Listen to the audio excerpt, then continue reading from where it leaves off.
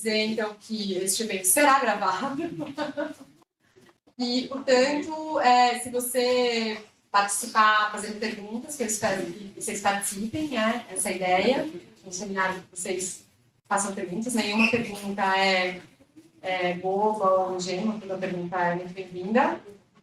Você vai estar concordando em participar da gravação. O seu áudio será captado, então automaticamente você está assinando um termo de concordância, certo? Então, é isso. Bom, então, obrigado, boa noite, né? Bem-vindos, bem-vindas ao IFGW. Então, eu queria apresentar a nossa ilustre convidada de hoje, a professora Gabriela Castellano. Eu tenho uma colinha aqui, que é muita informação, mas eu vou resumir. Só falando que a Gabi é professora aqui no IFGW, né? Professora titular, fiquei sabendo que é a terceira professora titular da história desse instituto, então estamos conseguindo, pouco a pouco. A Gabi é professora desde 2004 aqui, ela tem no seu currículo muitas coisas incríveis. Coordenou muitos projetos, participou de muitas lideranças de projetos científicos, fez um PhD no King's College de London e vai falar para a gente hoje sobre o trabalho de pesquisa dela. E eu queria... E também coordena uma pauta, que é um projeto incrível para fomentar meninas na ciência. E antes de chamar a Gabi para o palco, eu só queria falar para vocês que esse é o último evento do Física para Curiosos desse semestre. E aí a gente retoma as nossas atividades em agosto, no dia 29 de agosto, então, última sexta-feira do mês, guardem essa data aí na cabeça de vocês. Toda a última sexta do mês tem o Física para Curiosos aqui, com temas interessantes. Então, Gabi, por favor, obrigada por participar. E eu acho que você não precisa do microfone. Tá bom. Eu não preciso do microfone, pessoal, todo mundo me ouve? Tá bom.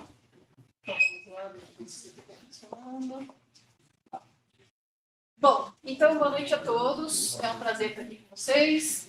Paty, obrigada pelo convite, obrigada por estar aqui mesmo doente. Eu sei que você estava caindo aos pedaços, e mesmo assim veio aqui me receber, então obrigada. Eu vou falar um pouco da minha pesquisa. Eu peço desculpa já de antemão, que eu queria ter feito slides mais amigáveis, mas o tempo está tão curto ultimamente que vai ter um monte de gráfico, mas eu vou passar meio rápido. Vamos lá, então. Então, só rapidamente, eu sou daqui do IFGW, então, na verdade, a Paty falou que eu entrei aqui em 2004, mas na prática eu entrei mesmo em 2005. Eu entrei, fui a primeira professora contratada aqui para dar aula no curso de Física Médica, que começou em 2003. E quando eu entrei aqui, junto com o professor Covolan, que estava aqui, agora aposentou, a gente fundou um grupo de neurofísica aqui da Unicamp. E nos primeiros anos que eu estava aqui, eu ficava 4 dias da semana aqui na física e 1 dia da semana no hospital. Depois eu fui deixando meus alunos no hospital até que veio a pandemia, e aí no final a gente acabou meio que se afastando um pouco do hospital, mas ainda tenho muitas colaborações com o pessoal de lá. Eu participei de um monte de projetos. Eu só trouxe isso daqui porque os nomes são legais. Então, participei do projeto Sinapse, que é Cooperação Interinstitucional de Apoio à Pesquisa sobre o Cérebro. Participo até hoje do projeto BRAIN, que é Brazilian Institute of Neuroscience and Neurotechnology. Do Extreme, por exemplo, que é Experiências de Tecnologias de Reabilitação em Medicina.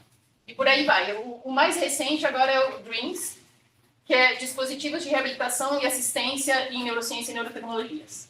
Então, o segredo de sucesso é criar bons nomes para projetos. Bom, então eu vou começar falando brevemente sobre o cérebro, que é o que eu estudo. Certo? Então, de forma bem rápida, o cérebro ele se divide, grosso modo, em lobos. Né? A gente tem o lobo frontal aqui, os lobos temporais, que são os que ficam do lado, o lobo occipital, que é o que fica atrás, o lobo parietal, esse daqui é o cerebelo, aqui eu tenho o tronco e a medula. E a gente já sabe bastante sobre o cérebro, então ainda se tem essa ideia de que a gente só usa 10% do cérebro. Não é verdade. A gente usa 100% do cérebro, que a gente não usa, definha como qualquer outra parte do corpo, certo? E a gente sabe várias coisas, por exemplo, o lobo occipital, ele basicamente processa a visão, o lobo frontal é o que realiza os pensamentos mais complexos, né? É basicamente relacionado a pensamento abstrato, resolução de problemas, coisas assim. Aqui a gente tem duas faixas, uma que é responsável pelo processamento do tato e outra que é responsável pelo movimento, né, pelo movimento dos nossos membros, e por aí vai. Aqui a gente tem uma imagem de ressonância magnética do cérebro, que eu trago porque a gente consegue ter uma ideia, então, de uma outra forma do cérebro, que é o seguinte: a gente pode ver aqui que o cérebro, ele basicamente tem dois tipos de tecido que constituem ele. Esse aqui é o cerebelo, né, que é o cérebro, que são um cinzinha aqui, que vai rondando tudo, e uma parte branca, né? Então, o cinzinha é onde ficam os corpos dos neurônios, eu já vou mostrar agora o que são, e a branca aqui são os axônios dos neurônios, que basicamente fazem as conexões entre as diferentes partes do cérebro. Então, eu digo sempre, para quem é da computação, eu gosto, para quem é de exatas, né, que essa parte cinza, né, seria a CPU, e isso aqui são as conexões ligando as diferentes partes do cérebro. E aí a gente tem 86 bilhões de neurônios no total do cérebro. Antes se acreditava que eram 100 bilhões, porque 100 é um número bonito, né? Base 10. Mas aí um grupo brasileiro, na verdade, da UFRJ, foi lá e contou os neurônios, né? Botou os cérebros em um liquidificador, liquidificou e desenvolveu uma técnica de contagem de neurônios. Cérebro de pessoas mortas, obviamente. E aí eles descobriram que a gente tem, na verdade, 86 bilhões, sendo que só 16 bilhões estão no cérebro. A maior parte dos nossos neurônios estão no cerebelo. Mas no cérebro a gente tem outros tipos de células, que são as células gliais. A gente tem 85 bilhões de células gliais que dão suporte aos neurônios. Na verdade, elas também participam da sinalização, mas não tanto. Enfim, então o neurônio tem mais ou menos essa cara aqui. Então a gente tem aqui o corpo do neurônio, a gente tem aqui o axônio e os dendritos. Os dendritos, eles recebem sinais elétricos que vêm de outros neurônios, aí eles chegam aqui no soma, eles são processados, e dependendo da quantidade de sinais que chegam aqui, se eles ultrapassarem o limiar, o neurônio dispara e manda um sinal para os próximos neurônios que vão estar ligados aqui. Então, se a gente vê aqui, isso daqui é um fiozinho de um axônio de outro neurônio que está chegando, ele está conectado aqui, aqui tem um zoom, e aqui teria um zoom maior. Então, aonde esse axônio do outro neurônio se conecta com o dendrito desse neurônio aqui, na verdade a gente tem uma fenda, que é a fenda sináptica, a gente tem aqui o que a gente chama de sinapse, que na verdade é uma fenda, eles não estão grudados. Então o que acontece é que esse impulso elétrico que vem aqui, ele libera essas vesículas que contêm neurotransmissores, que são químicos, e essas moléculas químicas elas vão atravessar, vão nadar aqui através dessa fenda, vão chegar até o outro lado, nadar é obviamente uma forma de dizer, vão chegar aqui até o outro lado, e aí, então, o impulso elétrico vai se propagar por esse outro lado aqui. Então, para isso, o cérebro gasta muita energia. Para funcionar, o cérebro gasta muita energia. Vejam que o cérebro é aproximadamente 2% da nossa massa, mas ele gasta 1/5 da nossa energia. Então, para isso, a gente precisa... Não se preocupe muito com isso, mas para isso, basicamente, a gente tem dois tipos de metabolismo, que é o aeróbico e o anaeróbico. O aeróbico é o mais eficiente, o que produz mais ATP, então o anaeróbico produz só 2 ATP, o aeróbico 34. E para isso eu preciso do quê? De glicose e oxigênio. Só que essas fontes de glicose e oxigênio não tem elas reservadas no cérebro, elas chegam como? Através do sangue. Então o cérebro ele é extremamente vascularizado. Então aqui a gente tem a rede capilar do cérebro. Isso daqui é importante para a gente, porque uma das formas como que a gente estuda o cérebro é justamente entendendo o que acontece nos vasos sanguíneos. Vou explicar um pouco disso. Então, só para vocês entenderem, novamente, como é que eu estudo o cérebro? Eu vou falar só sobre duas técnicas aqui, existem outras. Uma delas é a ressonância magnética. Então, já mostrei ali umas imagens ali atrás de ressonância magnética, mas como é que a ressonância magnética funciona? Então, basicamente, a ideia é que a gente tem no corpo muitos átomos que possuem uma propriedade chamada de spin. Então, talvez você já tenha ouvido isso, spin nuclear, que basicamente é uma propriedade que faz com que o núcleo gire. Ele gira muito rapidamente. Não são todos os núcleos que têm spin, mas o núcleo de hidrogênio tem spin, que é o próton. O núcleo de hidrogênio, que é o próton, tem spin, e a gente é feito 10% de hidrogênio, né? Porque a gente é feito de muita água, a água tem hidrogênio. Então, o que acontece? Se eu tenho núcleos de hidrogênio numa região sem campo magnético, eles ficam orientados. Isso aqui funciona como um ímã, basicamente. Isso aqui funciona basicamente como um pequeno ímã. Se eu coloco isso daqui numa região sem campo magnético, vai ficar orientado cada um para um lado. Mas se eu colocar isso daqui num campo magnético, o que a gente faz numa máquina de ressonância? Quem já entrou aqui numa ressonância? Nossa, todo mundo, realmente, quase todo mundo.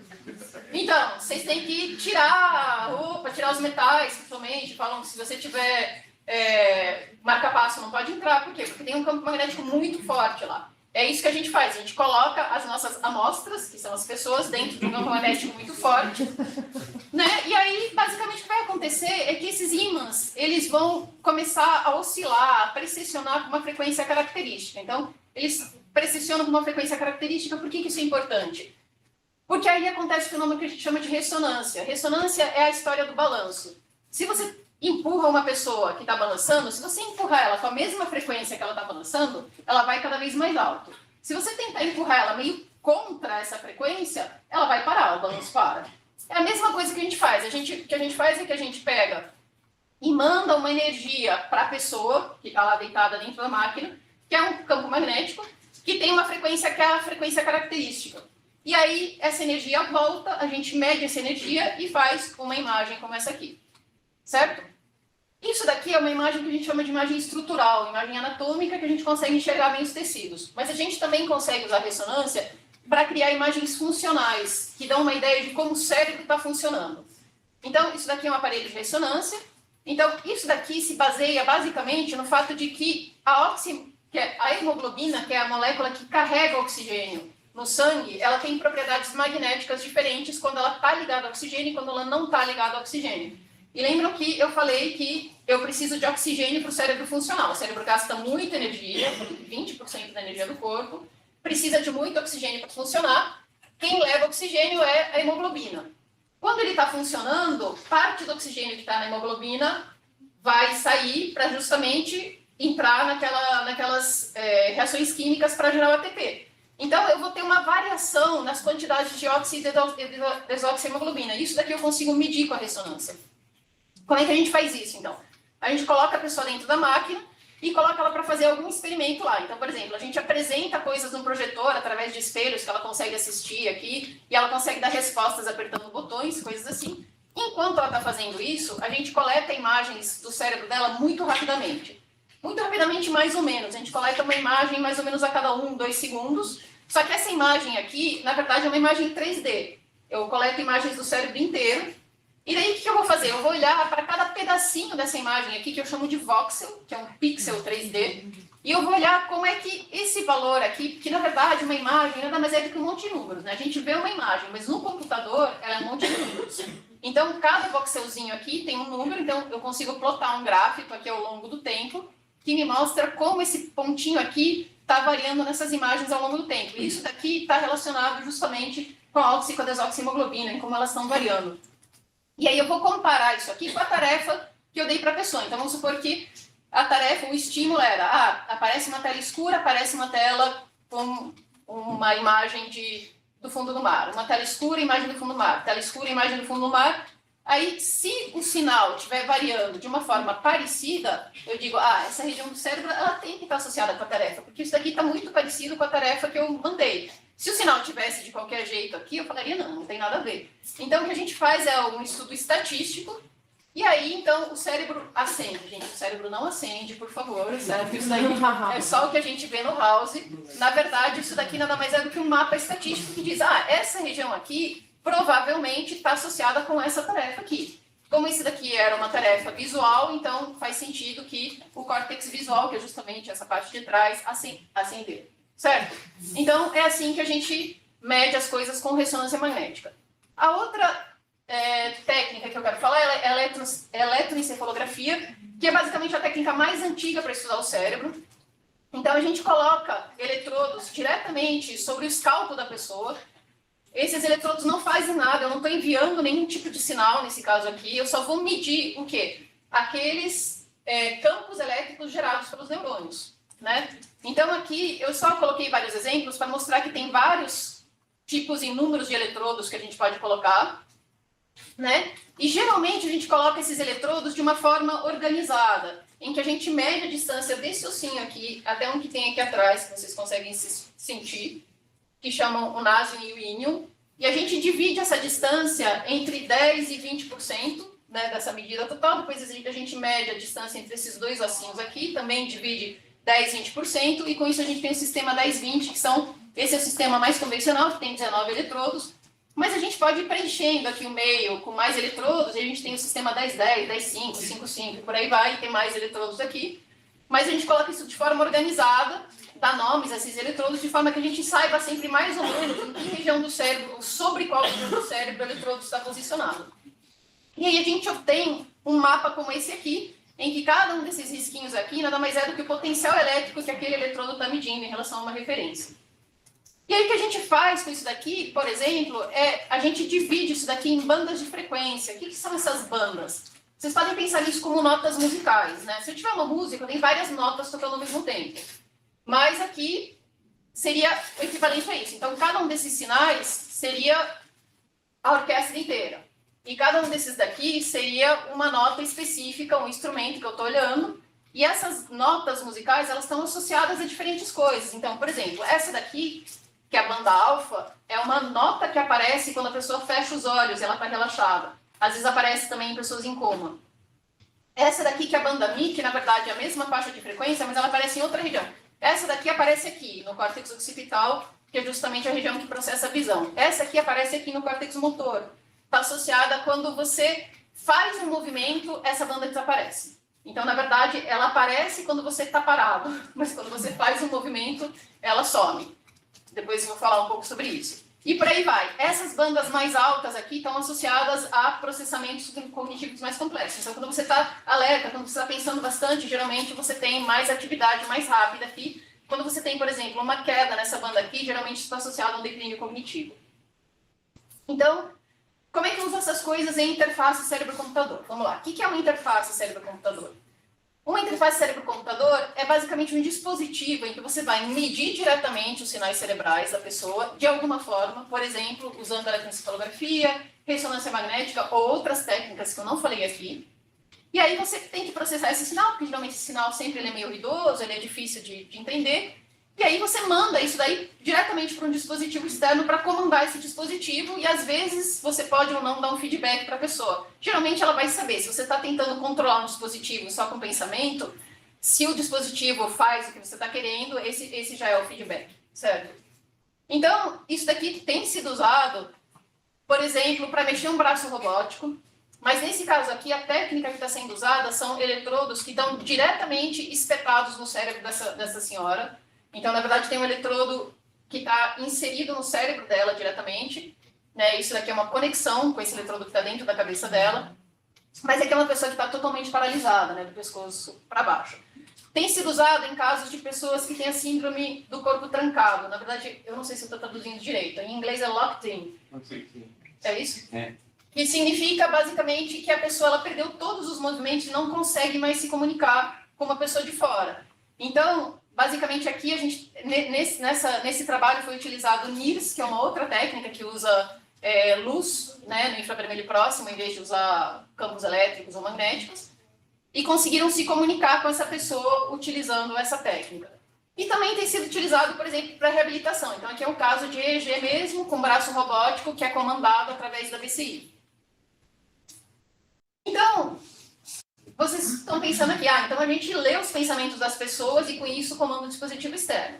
Não, pessoal, a gente não consegue ler os pensamentos ainda das pessoas. Como é que funciona isso? Na verdade, a gente precisa fazer com que as pessoas pensem coisas que a gente consegue distinguir de uma forma mais ou menos fácil. O que são essas coisas? A gente tem estratégias de geração de sinais para BCIs. BCI é porque é a sigla em inglês, tá? Brain Computer Interface, a gente chama carinhosamente as interfaces cérebro-computador de BCIs. Então, um exemplo de uma estratégia de geração de sinais é um negócio que a gente chama de oddball paradigm, paradigma da bola improvável. Seria uma tradução literal. O que é isso? É quando você está olhando para alguma coisa, você meio que está esperando, mas você não sabe quando vai acontecer. E quando aquilo acontece, aparece um sinal no seu cérebro que você consegue medir. É um sinal positivo que aparece 300 milissegundos depois. Eu não acredito que alguém está me ligando agora. Claro que não é ninguém que eu conheço. Desculpem, gente. Então, vamos supor que eu coloco aqui esse teclado que fica escurecido, mas eu mais ou menos consigo enxergar as letras, e essas coisas acendem de forma aleatória. Então eu fico olhando para a letra que eu quero falar. Quando aquilo acende, esse sinal vai aparecer no meu cérebro, mais ou menos na região central.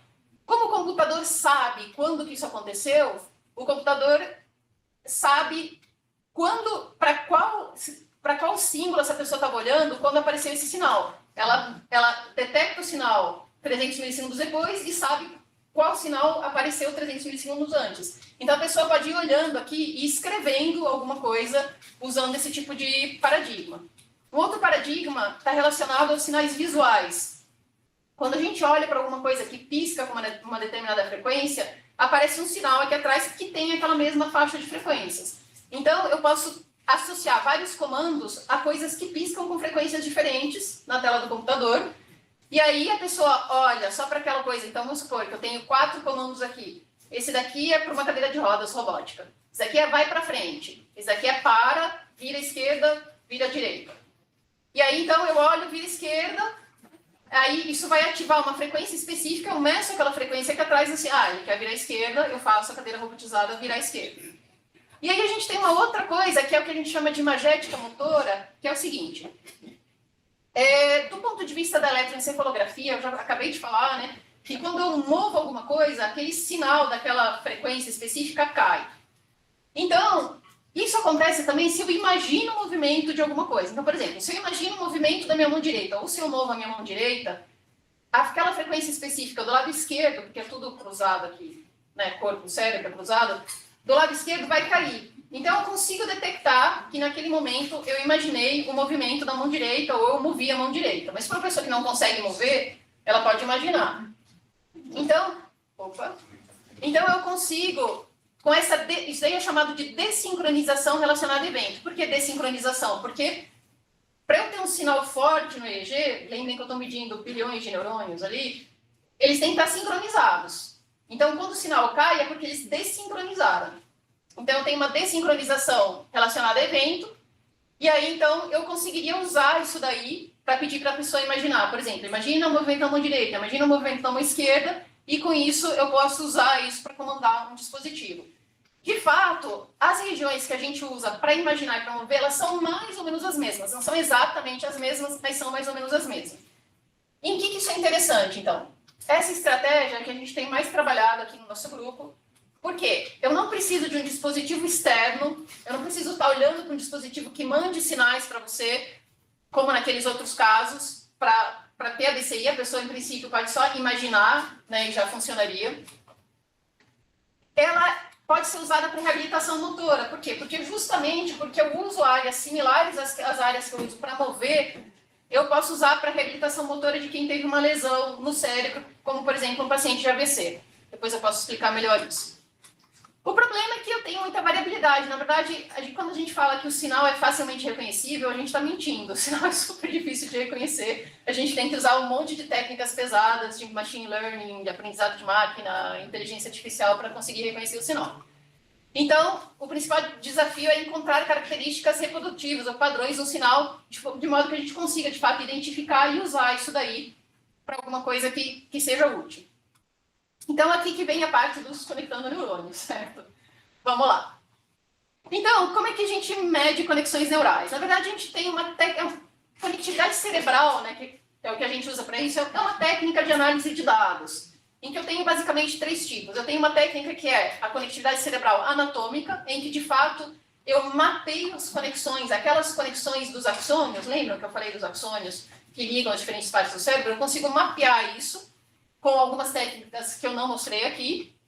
E eu tenho funcional e efetiva, em que, em vez de mapear fisicamente as conexões, o que eu tento é achar regiões que se conectam funcionalmente. O que é isso?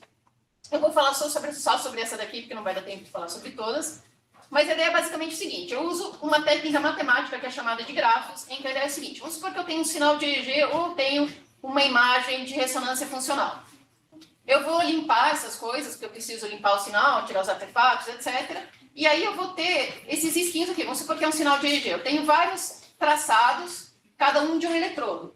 E aí eu quero saber se a região correspondente a esse eletrodo está funcionando parecida com essa daqui. O que eu faço? Eu vou comparar esses sinais. Como é que eu comparo? Eu uso um monte de técnicas matemáticas, que depois eu posso falar um pouquinho. Mas basicamente eu preciso ver, esse daqui está subindo, esse também está subindo, estão parecidos.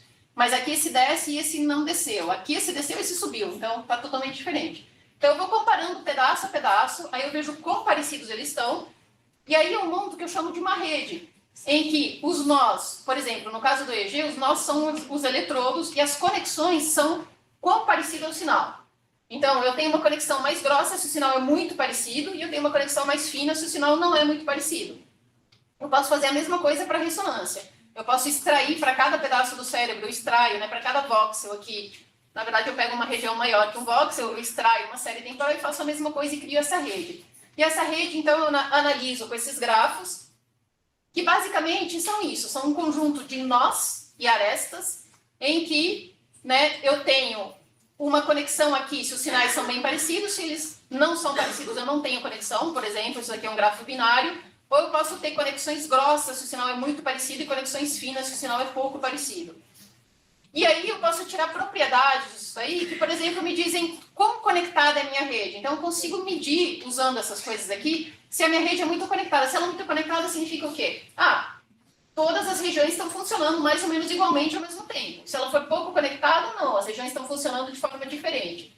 Então, eu consigo tirar essas propriedades, e é isso que eu uso para caracterizar os meus pacientes e os estudos que a gente faz. Por que eu faço isso? Porque isso daí me dá uma medida, um número, para caracterizar um negócio que é super complexo. Então, a ideia é que eu estou tentando reduzir a complexidade do meu problema para um número que possa me ajudar a diagnosticar uma doença, a prever como é que vai ser o efeito de um tratamento, esse tipo de coisas.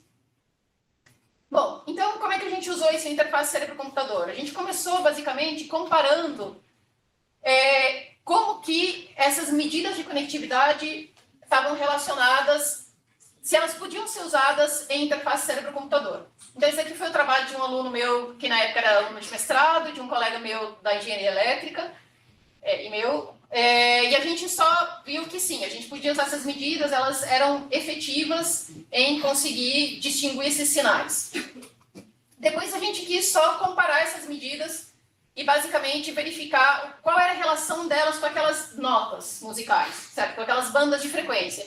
E a gente viu que elas tinham uma relação maior com essa banda beta aqui, que é uma banda que está associada,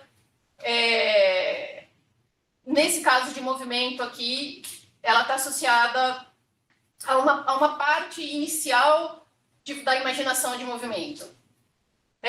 Depois a gente testou outros métodos, porque, bom, aqui a gente usou um método específico para comparar os sinais.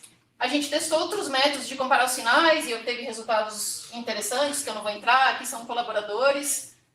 E aqui tem um paradigma interessante que foi de um aluno meu de iniciação científica, o Eduardo, que ele veio com essa ideia de que ele queria usar uma base de dados que já usava imaginação de discurso. O que é isso? Imaginação de discurso é quando você pensa uma palavra e você tenta distinguir se a pessoa está pensando uma palavra ou se ela está pensando outra palavra. Então, nesse caso aqui, era uma base de dados que já existia na internet, era uma base livre, em que as pessoas pensaram em 4 palavras, para cima, para baixo, esquerda e direita. Em espanhol, porque era uma base que foi coletada na Argentina. E aí ele mostrou que com essas medidas de conectividade, ele conseguia resultados melhores do que outros trabalhos que tinham usado medidas diferentes. Então, foi um resultado interessante. Vou falar um pouquinho de neurofeedback, que é uma coisa que está bastante relacionada às interfaces cérebro-computador, em que a ideia é o seguinte: o que é treinamento por neurofeedback? Alguém já ouviu falar aqui de treinamento por neurofeedback? Ninguém? Olha só. Vamos lá. Então, qual que é a ideia de treinamento por neurofeedback? A ideia é que você, de alguma forma, mostra os sinais cerebrais para uma pessoa, e aí você faz com que a função associada a esses sinais cerebrais melhore. Por exemplo, se eu quero que a pessoa melhore a atenção, uma pessoa com TDAH, então eu faço que ela foque em alguma coisa e eu meço os sinais cerebrais dela, e aí eu uso esses sinais cerebrais para comandar um aplicativo, meio estilo BCI, mas para comandar, por exemplo, um joguinho virtual. E aí eu falo, eu quero que esse homenzinho sempre suba a montanha, eu não quero que ela desça, que significa, eu quero que esse sinal aumente sempre. Aí a pessoa concentra, e se o homenzinho subir sempre a montanha, ela vai estar melhorando os sinais cerebrais e por isso ela estaria melhorando aquela função. Bom, qual que é a diferença com o BCI? A BCI, o objetivo principal é que a gente quer controlar o dispositivo externo. Então, para uma BCI funcionar, eu preciso que ou a pessoa aprenda a formar sinais que são facilmente reconhecíveis, ou então eu preciso de um sistema computacional muito bom para reconhecer esses sinais que não são muito bons. Já no treinamento por neurofeedback, o objetivo principal é a autorregulação do cérebro para melhorar alguma característica ou habilidade. Então, aqui nesse caso, eu não quero que o sistema reconheça um sinal ruim, eu quero que a pessoa aprenda a melhorar os sinais dela, porque, teoricamente, com isso, ela melhoraria a função que está associada àquele sinal. Bom, aonde isso tem sido usado? Em praticamente tudo que vocês possam imaginar.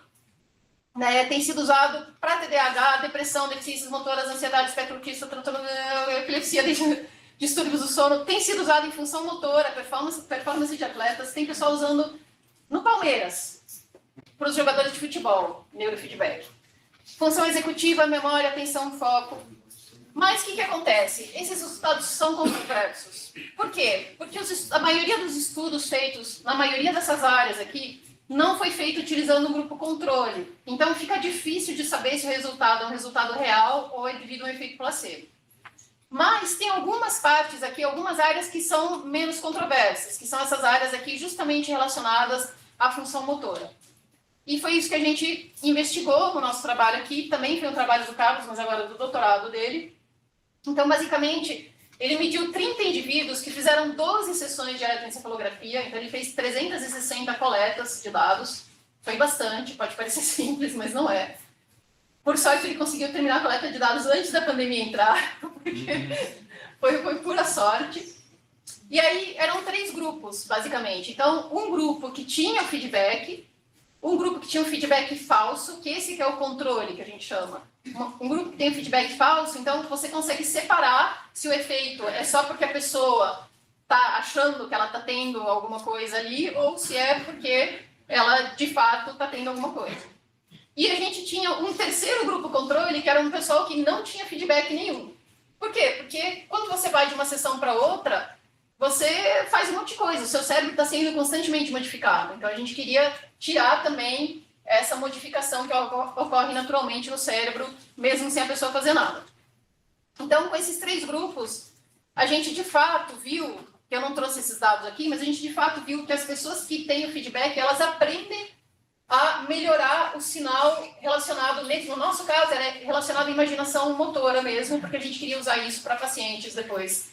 Então, de fato, as pessoas que têm esse feedback, elas melhoram os sinais delas de imaginação motora. E a parte de conectividade que a gente fez foi só mostrar...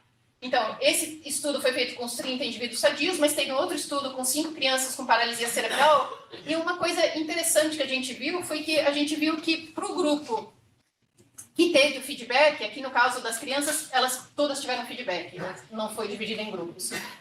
Mas para o grupo que tinha feedback, a gente viu que tinha uma queda nos padrões de conectividade, no sentido de que eles eram diferentes entre as pessoas. Então, basicamente, o que a gente entendeu é que cada pessoa ela acaba elaborando uma estratégia diferente de conexão entre regiões para melhorar aquele sinal.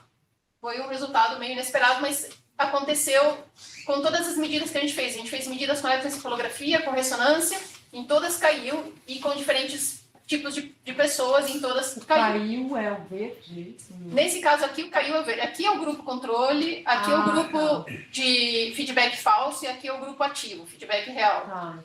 E caiu, só para o grupo ativo. E aqui, aqui são diferentes bandas de frequência, mas aqui todas elas foram ativas. E para todos caiu. Isso foi um resultado meio inesperado, assim, pra gente.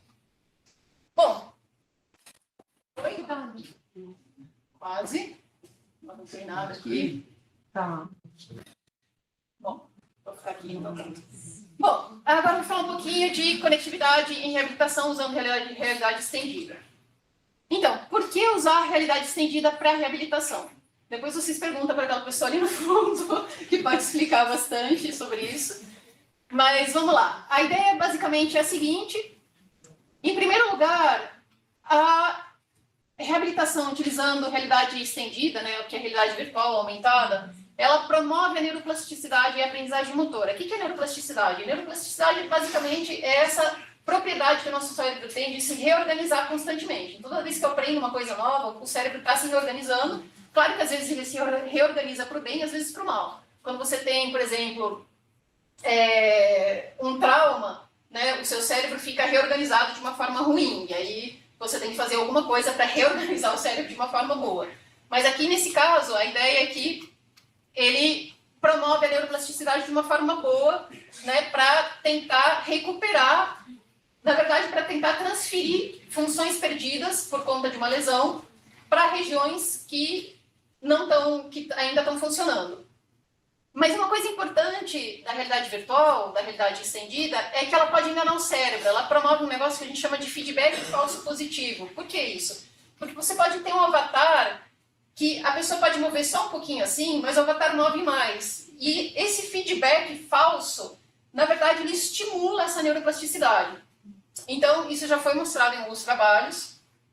Além disso, é mais divertido você fazer reabilitação. Reabilitação é um negócio chato. Então, se você tem uma espécie de game, é mais divertido.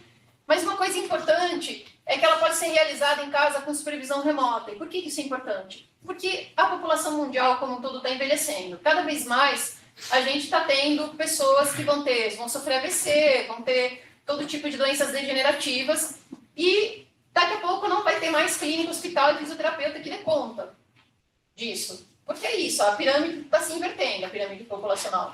Então, você ter uma opção barata, que você possa realizar em casa, supervisionada remotamente por um fisioterapeuta, que daí pode supervisionar várias pessoas ao mesmo tempo, é uma coisa super interessante e importante. Então, a gente usou alguns dispositivos diferentes de reabilitação. Esse daqui, então, foi um dispositivo desenvolvido pelo Alexandre, que é aquele que está lá atrás, e o Diego, principalmente, mas outras pessoas participaram, mas principalmente por eles no doutorado deles, que não foi comigo. Eles desenvolveram vários aplicativos de reabilitação de membro inferior e superior e também um aplicativo para medir a amplitude de movimento automaticamente, que isso seria uma informação que vai para o fisioterapeuta. E também a Gilda, que trabalhou comigo, ela também desenvolveu no doutorado dela, que também foi em outro lugar, um dispositivo chamado de NeuroR, em que ela fazia exatamente essa coisa que eu falei. Ela pegava uma pessoa que tinha, por exemplo, todo esse lado paralisado por causa de um AVC e substituía o braço dela por um braço virtual. Então a pessoa mexia um pouquinho assim e o avatar dela, ela se olhava, ela era filmada e se olhava na tela do computador como se fosse um espelho. Então ela fazia assim e o braço dela fazia isso, que seria esse caso aqui. E aí ela tinha a impressão de que era o braço dela que estava mexendo. Tudo bem, não é uma super renderização ótima aqui, mas mesmo assim, os pacientes reportavam, meu braço mexeu, eles né, vinham com esse feedback. E isso, de fato, estimula essa neuroplasticidade. Então, a gente fez alguns trabalhos, a Jamile, que foi uma aluna de doutorado, fez um trabalho com Gesture Collection, mais pessoas participaram, mas não dá para colocar todo mundo aqui, mas ela fez as análises principais. E o resultado principal é que a conectividade aumentou. Então, a conectividade das pessoas que fizeram a terapia convencional e utilizando uma parte da terapia utilizando o Gesture Collection, eles tiveram uma conectividade aumentada. Isso também aconteceu num grupo que só fez terapia convencional, mas aconteceu menos. Aqui tem mais coisas vermelhas do que aqui. Basicamente é isso que vocês têm que ver. A única coisa aqui que eu queria comentar é que a gente teve 14 pacientes que participaram desse trabalho, mas só 10 dados a gente conseguiu utilizar porque a gente perdeu o dado por conta de movimento, que aí a imagem não fica boa, fica com ruído. Então, acabou que a gente só teve 5 pacientes em cada grupo que a gente conseguiu utilizar os dados. Esse é um problema dos trabalhos nessa área que eu vou comentar no final. E no caso da Gilda, a gente teve só 3 pacientes e também a gente teve um aumento da conectividade. Então, em geral, a conectividade parece que aumenta quando as pessoas realizam esse tipo de terapia. Outros dispositivos que a gente avaliou esse daqui foi de um grupo, de um colaborador que estava na Universidade de Barcelona, agora acho que ele está na Holanda, se eu não me engano, que é o Paul Verscher.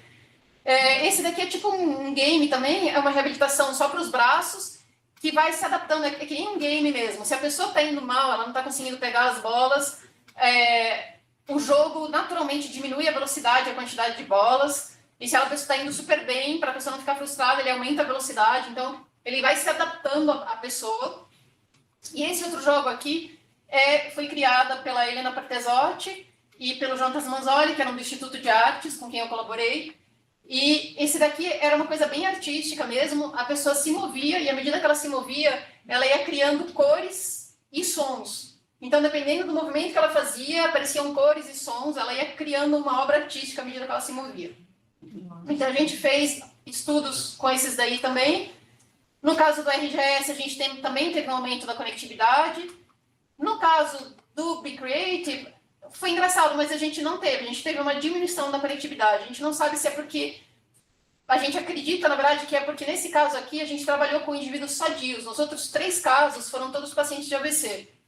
E aqui foram indivíduos sadios. Em compensação, a gente teve alterações nas áreas relacionadas às emoções, que era uma coisa que a gente esperava, justamente porque esse aplicativo estimula mais a criatividade, uma coisa mais artística. Bom, outra coisa que eu queria falar é sobre neuromodulação. O que é neuromodulação? Neuromodulação é você usar alguma coisa externa para tentar guiar a forma como o cérebro vai funcionar, vai disparar. Então, o neurofeedback é uma neuromodulação natural, em que você se auto-obriga a regular o seu cérebro. Mas a gente pode fazer isso também dando choque nas pessoas. Então, o que a gente faz... A gente coloca, então, uns eletrodos na cabeça das pessoas, mas é um choquinho bem fraquinho, eu já experimentei, todo mundo pode levar, não. A gente passa umas correntes bem fraquinhas, da ordem de 1 a 2 miliamperes, e essa corrente, ela pode ou estimular, excitar os neurônios, ou ela pode inibir os neurônios de uma região, dependendo de como você usa essa corrente. Então, aqui é um exemplo de uma aluna, por exemplo, porque não, os alunos estão aí para isso, né?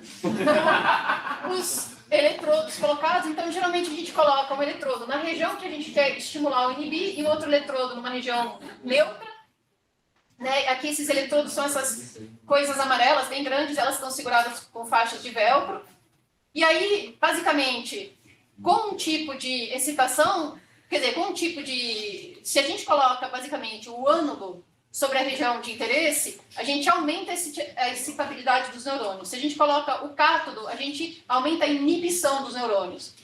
Então, para reabilitação motora, eu posso ou excitar o córtex que está lesionado, ou eu posso inibir o córtex que não está lesionado. Por quê? Quando eu mexo esse braço aqui, esse córtex aqui está trabalhando para fazer esse braço mexer. Mas como a gente é simétrico, quando eu mexo esse braço aqui, a minha tendência é mexer esse junto. Então, esse córtex aqui está trabalhando para que esse braço não mexa quando eu mexo esse. Então, a gente excitar de um lado ou inibir do outro, ajuda, das duas formas, ajuda na recuperação motora. Então, a gente tem feito trabalho aqui, eu coloquei todo mundo, praticamente, não sei se está todo mundo aí, porque a equipe foi mudando, mas... Esse trabalho, então, foi um trabalho que a gente fez recentemente, num laboratório que foi criado, basicamente, no final da pandemia, que é o Feiner Lab, que é Instituto de... Laboratório de Neuroreabilitação do Instituto de Física. É porque já tinha um NER Lab que eu conhecia, aí eu falei, então o meu vai ser Feiner, né? Porque Feiner em inglês, desculpem, gente, o trocadilho, mas o meu é melhor, eu quis dizer. Mas, enfim. Vamos lá.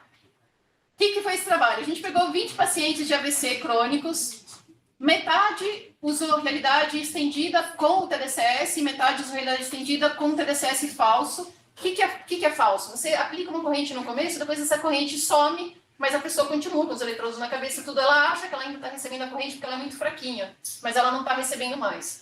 Justamente para a gente ter certeza do que é feito placebo e do que não, né?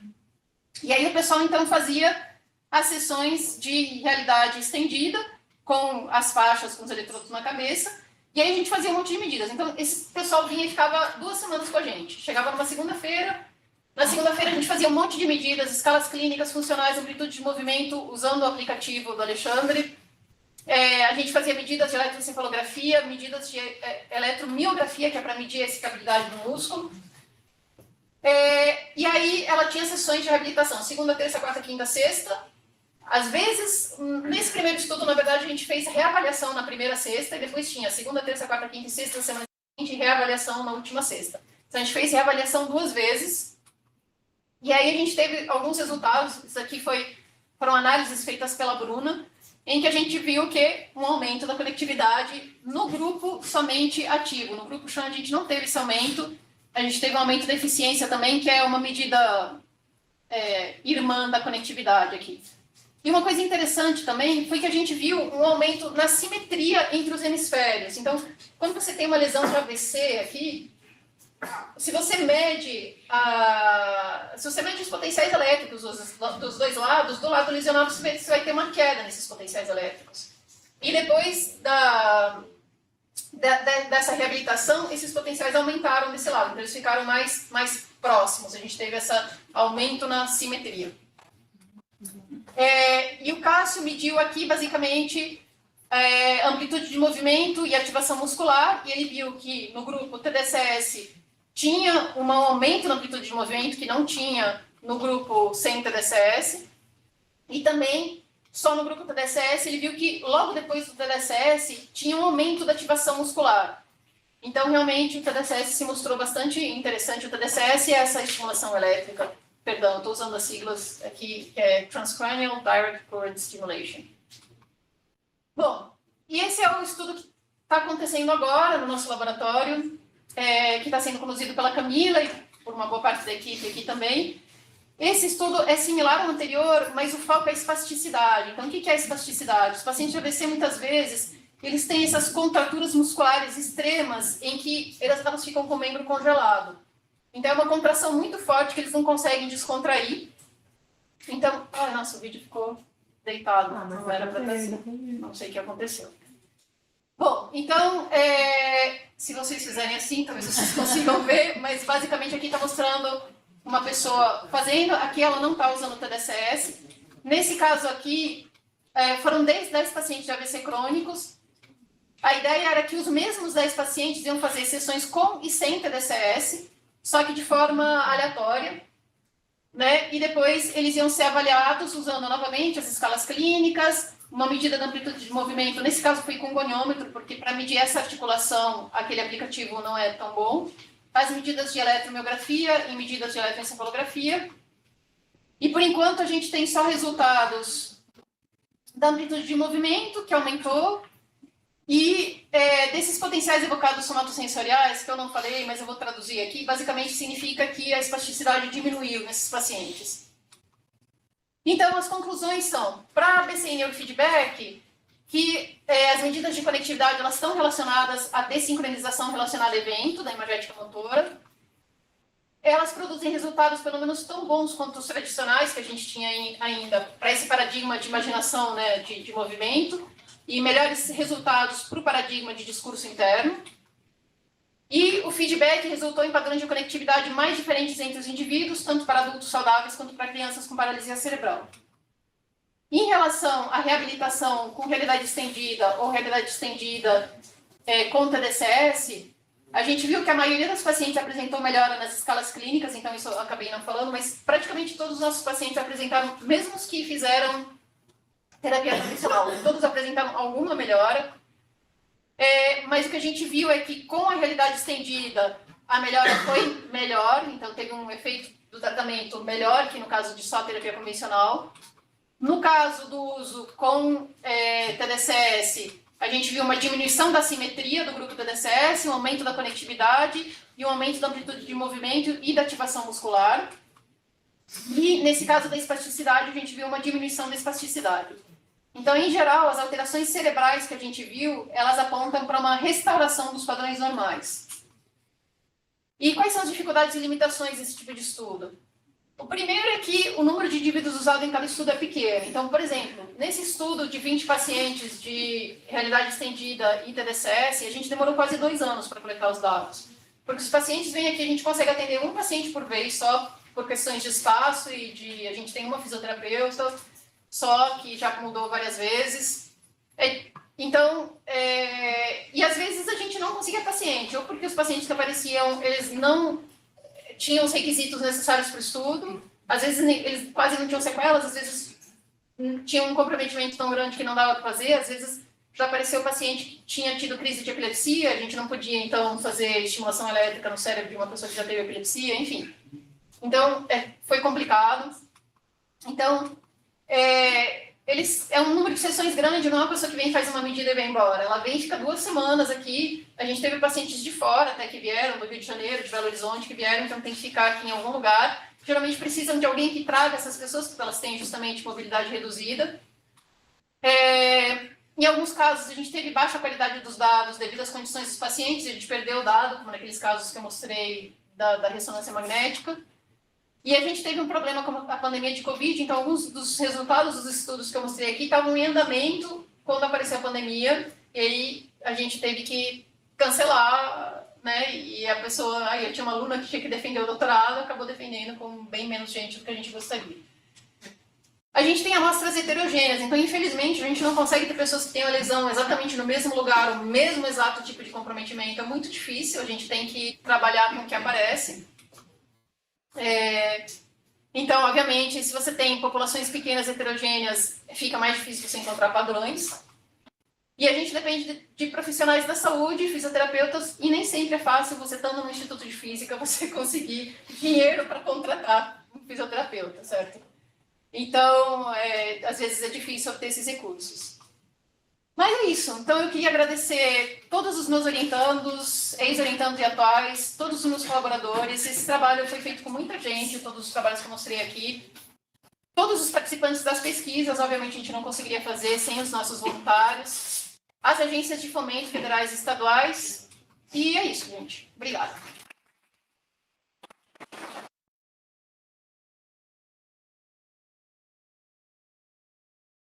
Obrigada, Gabi, fascinante. Agora é o momento de vocês, gente. Perguntas?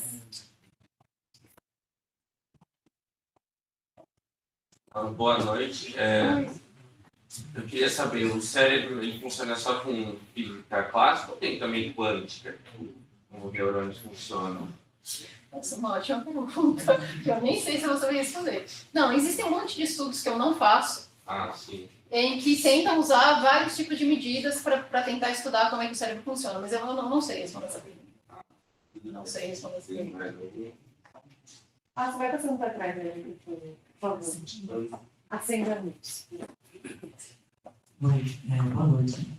Eu imagino que toda essa pesquisa, né, esteve em fase assim, de validação dos dados, de se aperfeiçoar e tudo mais, mas considerando que seja possível fazer um processo assim, de reabilitação completa no paciente, tem alguma cogitação, ideia assim, de levar isso para a grande massa, talvez para uma empresa? A ideia sempre é essa, mas existe uma dificuldade muito grande que a gente tem aqui, a gente vive com isso, mas de como transferir as coisas que estão na universidade para fora. Não é uma coisa trivial, mas, novamente, o Alexandre está com vocês sobre isso melhor, que ele tem trabalhado bastante nisso.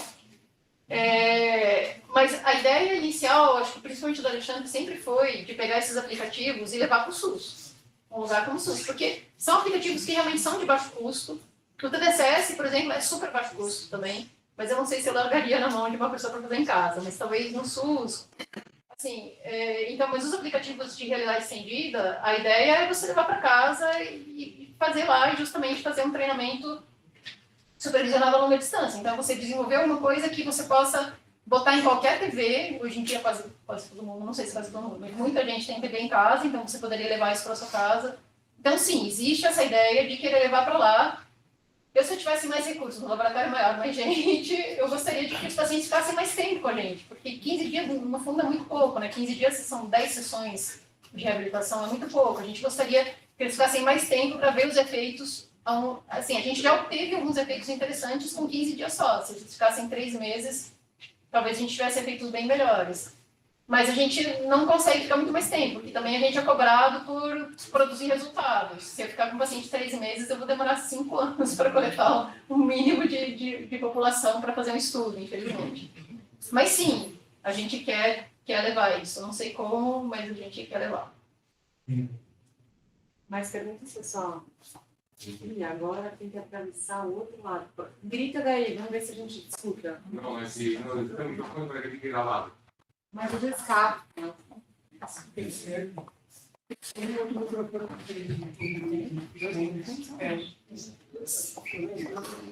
Primeiramente, agradecer ao professor por uma ótima palestra. Eu tenho uma dúvida, por exemplo, sobre a questão da recepção de dados do cérebro. Por exemplo, A luz atualmente precisa de 60 Hz. Nós não conseguimos identificar, mas nosso cérebro identifica. Identifica que está buscando. Isso aparece nos estudos? Por exemplo... Aparece, mas, por exemplo, para esses estudos de BCI, a gente usa frequências bem mais baixas. Usa frequências em torno de 10 Hz. Ali, entre, sei lá, 6 a 18 Hz, uma coisa assim. Mas o cérebro identifica, assim. Eu não sei se muito mais alto que 60 Hz, quanto que ele identifica, quanto você consegue achar. E também queria entender essa parte também, por exemplo, para frequências auditivas, que chegam até os 20 kHz. Essa é uma boa pergunta. Aí eu já não sei, porque aí acho que é uma questão... Aí é uma questão... Porque, por exemplo, é como se você me perguntasse se a gente enxerga no infravermelho. Não. Né? Seria mais para esse lado, entendeu? Uma coisa é uma frequência de uma coisa que pisca, mas que está naquela frequência que o seu olho detecta, que é uma limitação física. As frequências que a gente ouve são limitações físicas também do aparelho auditivo. Então, eu não sei se você consegue ouvir acima de 20.000 Hz. Acho que não. Mas, por exemplo, a minha pergunta foi: o seu cérebro, ele, quando a gente está ouvindo um som muito agudo, vamos supor, 15.000 Hz, ele emite uma frequência a 15.000 Hz? Ah, se ele emite uma frequência... Você quer dizer, se o sinal que você mede, ele oscila a 15.000 Hz. Isso. Eu não sei, porque eu nunca trabalhei com sinais auditivos, e não desse tipo. Eu sei que isso acontece com os sinais visuais, mas com sinais auditivos eu vou ficar te devendo. Certo. Muito obrigado. Gente, só rapidinho, antes da próxima pergunta, enquanto o pessoal vai preparando aí. Nossa, esse microfone tá poderoso. Eu queria perguntar quem aqui é de fora do VFW. Olha, que bacana. Obrigada, fotógrafo contratado. Você tirou foto da galera? Não, então, gente, de novo, só pra gente fazer a foto. Quem não é do VFW. Aê, obrigada. Próxima pergunta? Pode ficar com a bola levantada. Próxima pergunta. Não? Eu inimi todo mundo assim?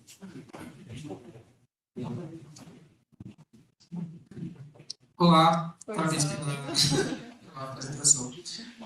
Atualmente você trabalha com quais tipos de pessoas com dificuldades, com deficiências que tiveram?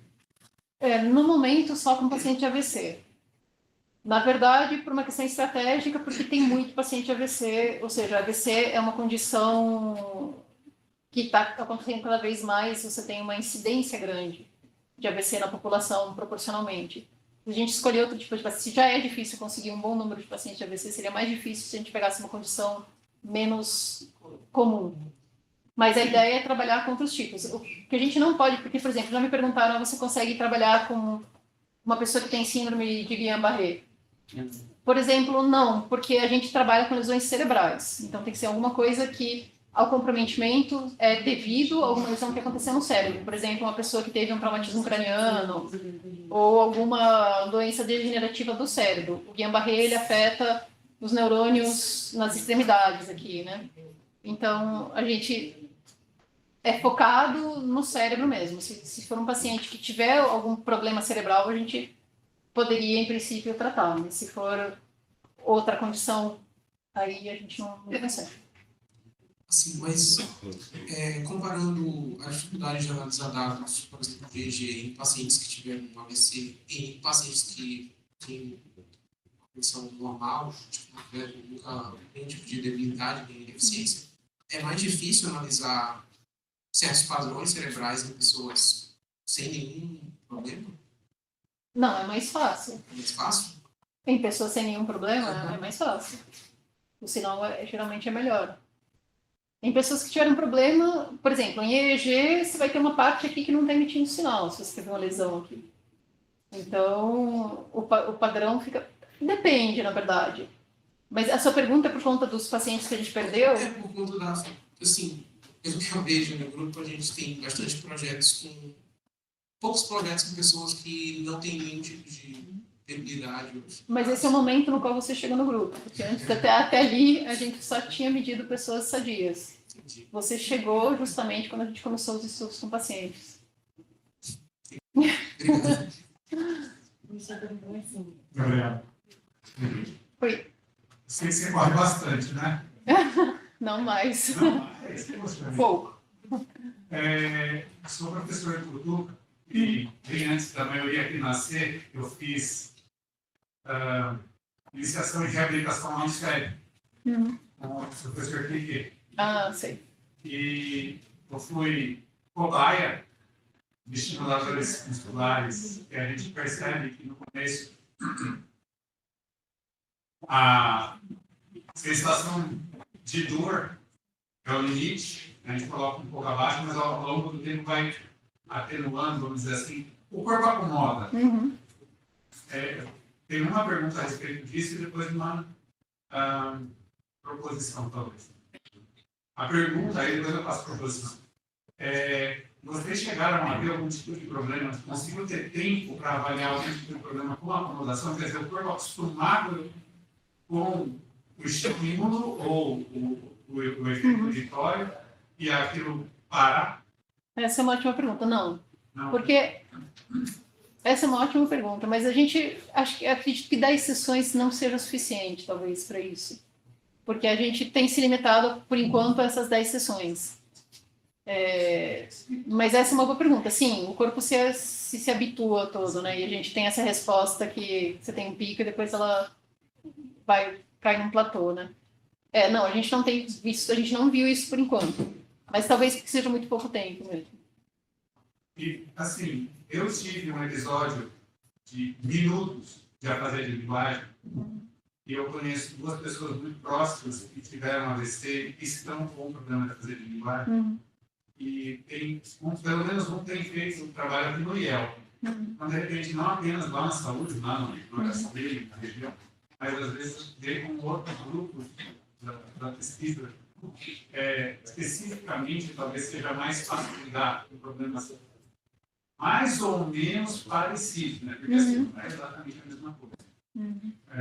Mas esses meus amigos, eles, colegas que trabalham de uma forma, eles tiveram muita perda de funcionalidade numa coisa que é muito complicada, né? Você está preso ao seu corpo, né? Você querer falar ou até escrever, nos 2 casos, eles têm problema de escrita. Então, é a fazer de linguagem, não é da fala ou da escrita, é da linguagem. Como uma possibilidade de focar num campo, talvez, que tenha um pouco mais de facilidade com outros grupos, até dentro da próxima linguagem. Isso é bem interessante. A gente tem focado, admito, na reabilitação motora mesmo, no momento. Mas isso é bem interessante, sim. Obrigada pela dica, vou pensar com carinho. Boa noite, professor. Eu gostaria de questionar sobre se existem outras técnicas que a senhora utiliza no trabalho da senhora, assim, em relação, por exemplo, a senhora comentou que utiliza ressonância magnética nuclear. Só que é uma técnica que ainda, assim, eu considero uma técnica muito cara. Existem alguns outros tipos de técnica de baixo custo. Eu acredito que EEG é uma técnica excelente de baixo custo, mas existem outras. E uma outra pergunta em relação ao uso de inteligência artificial.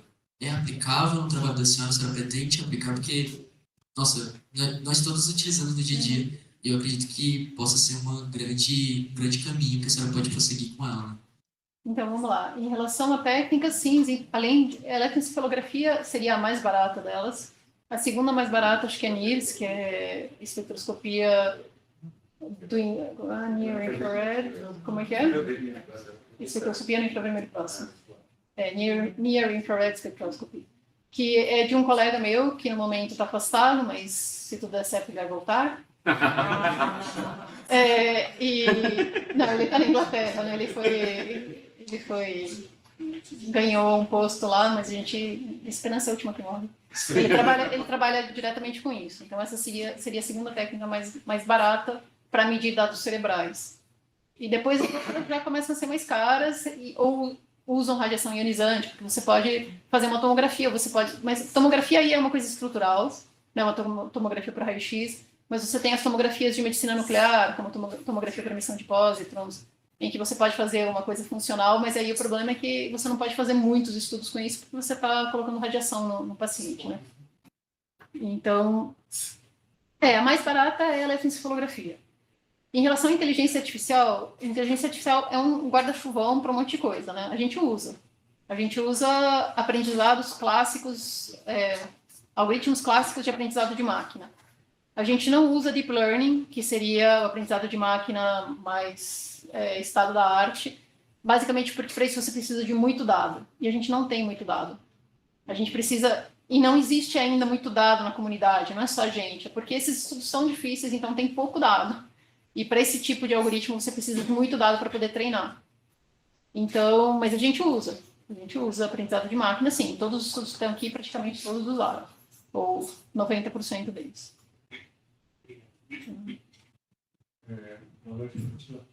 Parabéns pela pesquisa, né? Gostaria de saber se essas técnicas podem ser utilizadas para pacientes com Alzheimer, Parkinson e outras doenças degenerativas. Então, para Alzheimer, eu não sei, eu acho que não, porque a gente não tentou e não pensou mas Alzheimer, ela até tem deficiências motoras, mas elas são mais para frente, né? Primeiro você tem um declínio cognitivo, e o Alzheimer acontece especificamente pela deposição, né, de placas de beta-amiloide e emaranhados tal, que são os tipos de proteínas no cérebro. Então, eu não tenho certeza, embora existam alguns estudos que estão surgindo aí, usando outras coisas, estimulação elétrica profunda, né, que parece que estão melhorando, se pelo menos não revertendo, parando os sintomas de Alzheimer. Então, não sei, eu teria que dar uma procurada. Parkinson, talvez sim, porque Parkinson tem mais sintomas motores, mas para Parkinson, hoje em dia você tem aqueles marcapassos cerebrais, basicamente, que são aquela estimulação profunda, né? Em que você insere um eletrodo num local bem específico, que é bem profundo dentro do cérebro mesmo, e é tipo ele funciona como um marca-passo, só que não funciona para todo mundo. Mas aí você tem que medir exatamente como é que são os disparos neuronais que causam aqueles tremores e aquelas coisas em Parkinson, e você ajustar a frequência de disparo desse eletrodo, e em muitos casos realmente melhora 100% os sintomas de Parkinson, pelo menos os tremores. Então existem técnicas, mas que não são as nossas, mas aí é uma coisa que é contínua, né? É como um marca-passo, ela está ligada constantemente, né? Então, esses estudos que a gente faz aqui, em que a gente aplica por 30 minutos, 20 minutos, não sei se tem efeito. Preciso dar uma pesquisada. Não. Mais perguntas? É possível adaptar alguma técnica nos animais, pets, algumas raças de cães, por exemplo, o Golden Retriever? Sim. Né? Algumas técnicas, sim. A gatos eu acho um pouco mais complicado. Não, é possível, claro, você tem que ter as coisas do tamanho certo também, sim, obviamente. Mas acho que sim. Acho que seria possível, sim. Seria muito caro? Por quê? Depende, sim. Depende do que vocês fazerem.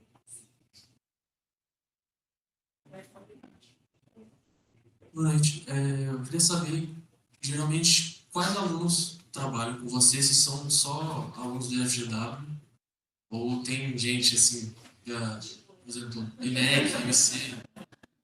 Então, a gente pode conversar aqui concordando de pós-graduação? Então, na verdade, assim, eu tenho alunos de iniciação científica de vários lugares. Eu tive alunos de iniciação científica da biologia, da medicina, da computação, da engenharia elétrica, além daqui. E também já tive pós-graduandos da educação física, da biologia, da medicina não, da computação, da engenharia elétrica, mas pós-graduandos não, pós-doutores. Mas pós-graduandos eu só consigo ter daqui. Por quê? Porque eles têm que cursar quântica 1 e quântica 2. E aí, se você não fez graduação, isso fica muito difícil. Então, eu já orientei um aluno pela medicina e já orientei uma aluna pela engenharia elétrica. Mas é difícil, porque eles não querem deixar pessoas de fora orientarem por lá. Então, foi uma certa briga. Assim, eu tive uma pessoa lá dentro que brigou por mim para que eu pudesse orientar lá dentro. Mas assim que eu terminei a orientação, eles me cortaram. Então é difícil realmente. Mas eu tenho um aluno da engenharia mecânica, ele está aqui, que está fazendo agora, ele fez mestrado, está fazendo doutorado comigo, mas coitado, ele está penando com as matérias daqui. Porque realmente, se você não fez a graduação em física, é difícil. Você é de que área? Eu, na verdade, sou função, né? Eu começo bem. Passa. Mais alguém? Perguntas?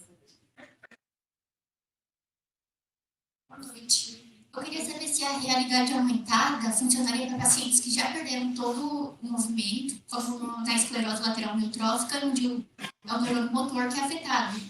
Quando não tem mais nenhum movimento. Dá pra... Então, quando não tem nenhum movimento, é difícil. Então, a gente rejeitou pacientes que não tinham zero. Ou seja, tinha que ter um mínimo de resquício de movimento para começar.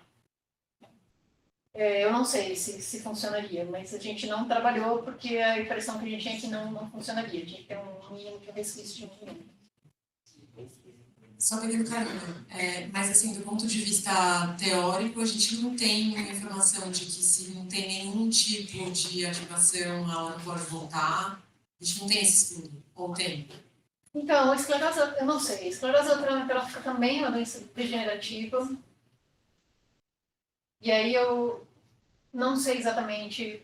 Eu trabalhei muito pouco com ela. Eu trabalhei só e não nessa área aqui. Eu trabalhei com estudos de imagem, outra coisa totalmente diferente. Então, realmente, eu não precisaria entender melhor como é que a doença funciona para dar uma resposta melhor. Obrigada, Gabriela. Alguém tem mais alguma pergunta? Ou estamos satisfeitos de... Boa noite. Eu fiquei com uma dúvida a respeito dos trabalhos utilizando não lembro como chamou, que era tipo jogo para reabilitação, que as pessoas tentavam fazer os movimentos. O movimento por si só ele já tem de virar uma certa neuroplasticidade. E aí, eu não sei se ficou claro para mim, esses jogos eles fazem com que haja um estímulo maior ou a neuroplasticidade, vamos dizer assim, um recrutamento de novos circuitos neurais ele acontece porque está tendo esse estímulo visual também? Isso, o estímulo visual ele auxilia nesse recrutamento de neurônios. Então, existem estudos que mostram que esse engano, essa forma de você ver um movimento maior do que de fato está ocorrendo, te dá um feedback que de alguma forma estimula mais esse recrutamento de neurônios. Entendi. E aquela parte de feedback neuromotor, ele seria o recrutamento de novos circuitos, né? Isso. Ah, tá. Entendi. Nunca vi isso mais neurofisiológico. Obrigado. Bom, gente, acho que, vamos agradecer a professora Gabriela. Obrigada. Obrigada